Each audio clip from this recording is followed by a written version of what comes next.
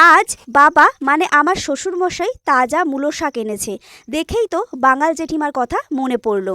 ফোনটাও করে ফেললাম, সাথে সাথে বললাম, ও জেঠিমা, তোমার আগের মূলো শাকের রেসিপিটা আমার বন্ধুদের খুব ভালো লেগেছে। 60,000-এর উপর বন্ধুরা দেখেছে। জেঠিমা বলল, কষ কি, চলো জেঠিমার ভাষাতেই তোমাদের সঙ্গে একটু শেয়ার করি। হ্যাঁ গো জেঠিমা, বলো না আর একরকম আজকে বানাই। শুন তাহলে, প্রথমে শাকগুলান কুচাবি, নুন দিয়ে সোটকে মেখে নিবি, কষ ভাব কমবো, যেহেতু অনেক বড় হয়ে গেছে তো তাই। মিনিট 5 রেখে দিয়ে জলটা কিন্তু ফেলে দিবি। তারপরে শিলে অথবা তোদের ওই মেশিনে বেটে নিবি।